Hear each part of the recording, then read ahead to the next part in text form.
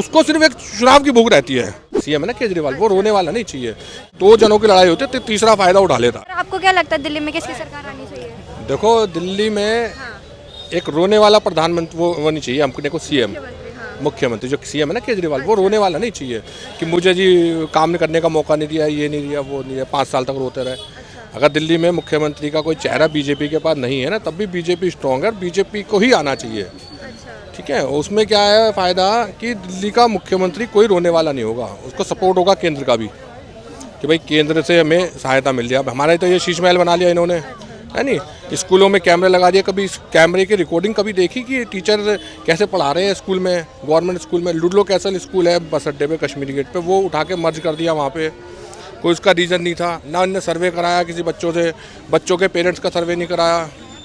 नहीं, वो तो बीच बीच में पीटीएम लाते रहते हैं ना। पीटीएम तो मेगा पीटीएम तो एक बहाना है उन सब चीज़ों को छुपाने के लिए। मुझे एक बात बताओ, जो अंग्रेजों के टाइम का स्कूल था लुडलो कैसल बस अड्डे पे, वहाँ इन्होंने स्पोर्ट्स यूनिवर्सिटी खोली, उसका क्या बेनिफिट है? जो 2000 बच्चे थे उनको उठा के सब सिविल लाइन में जो शंकराचार्य चौथे नंबर वाला स्कूल है लुडलो को, वहाँ मर्ज कर दिया। जहाँ 2000 की कैपेसिटी है वहाँ 4000 बच्चे बिठा दिए। 4000 बच्चों जो बिठा दिए वहाँ पे टीचर क्या पढ़ाएंगे? एक बच्चे में 4 बैठे हैं। ठीक है, तो ये चीज़ को तो कुछ समझ में नहीं आती ना इनकी केजरीवाल जी की। अच्छा, लेकिन उन्होंने निजी तौर पे काम तो कराया ना, बस की टिकट फ्री कर दिए, बिजली फ्री, पानी फ्री, सब चीज़ उन्हें चाहे कैसे भी करी हो। लेकिन जब वो पिछली बार चुनाव जीते थे, उससे पहले जो उन्होंने मैनिफेस्टो लाए थे उसमें कभी ये बताया था कि भाई मैं सरकार में आ गया हूँ और मैं शराब के दाम बढ़ाऊंगा, मैं शराब को फ्री करूँगा, एक के साथ एक फ्री करूँगा। ये मैनिफेस्टो में कहीं लिखा था? कोरोना के टाइम में सबको शराब बांटी। मोदी जी वैक्सीन बना रहे हैं, वो शराब की पॉलिसियाँ लगा रहे हैं। सत्येंद्र जैन, मनीष सिसोदिया हमारे शिक्षा मंत्री थे, तो उनको शिक्षा में ध्यान देना चाहिए था ना। वो शराब की पॉलिसी में लगे हुए हैं, जेल गए, आए जेल से, लेकिन दाग तो लगा ना। तो जब मैनिफेस्टो में वो चीज़ नहीं थी उसको काहे के लिए अप्लाई किया फिर? उन सबका कहना तो यही है ना कि उनको धोखे, मतलब बीजेपी वालों ने उन्हें पुलिस में करवाया है। देखो एक आदमी होता है जो ये चाहता है कि मैं अभी मुख्यमंत्री बन गया है नहीं, अब मैं वाराणसी से जाके 2014 में चुनाव लड़ूँ मोदी के खिलाफ, हार गए हैं।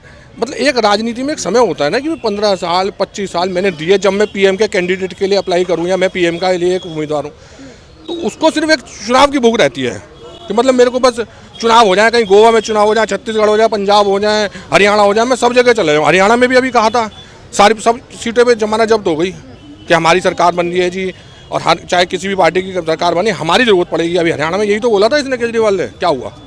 अच्छा, बीजेपी ने क्या क्या काम करा है वो बता दो।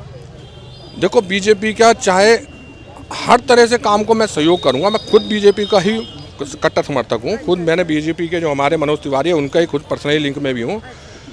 काम तो आप गिनाओ मत, मुझे तो सिर्फ इतना बताओ कि अगर हमारा मुख्यमंत्री आपको हंसता हुआ दिखे या रोता हुआ दिखे, वो आप क्या चाहते हो? एक हंसता हुआ मुख्यमंत्री हो ना, जैसे योगी आदित्यनाथ हो गए। केजरीवाल जी भी तो काम कर रहे हैं ना यहाँ पे, वो तो कहते हैं कि हाँ। आपने अभी काम में 2100 रुपये दूंगा महिलाओं को, ठीक है, मैंने बात बड़ी कर दी है, लेकिन उसका क्राइटेरिया क्या है भाई? पहले शीला दीक्षित थी कांग्रेस में, एक भाई उनको वो भी महिला थी, उनका एक अनुभव था कि भाई 60 साल से ऊपर वालों को ये देने हैं फैसिलिटीज़, 50 साल से ऊपर वालों को ये देना है। लाडली योजना वो लेके आई थी। इनका तो कोई क्राइटेरिया नहीं है, सभी को दे रहे हैं 2100 रुपये। जो घर की लड़कियां बैठे जैसे आप ही हो मान लो, तो आपको कोई ज़रूरत है किसी चीज़ की हेल्प की? अब मुझे एक बात बताओ, आप खुद पढ़े लिखे हो, आपको खुद अच्छी जॉब मिल सकती है, लेकिन जो पढ़ी लिखी महिलाएं नहीं है, जो घर में रहती है, उनके लिए तो जरूरी है। एक इस तरह की बनाओ ना सोच कि भाई जो लड़की नहीं पढ़ी हुई है 9वीं से आगे, हम उसको 2100 रुपये देंगे उसके मजदूरी के लिए, ताकि उसको हाथ में कुछ कुशल कारीगर मिले। वो ये थोड़ी है सबको, तो कुछ चीज़ें हैं गड़बड़। शराब की पॉलिसी हो गई, स्कूल की पॉलिसीज हो गई, तो उसके चक्कर में हम तो भाई थोड़ा सा खिन्न है, मतलब कि हम परेशान हैं उससे।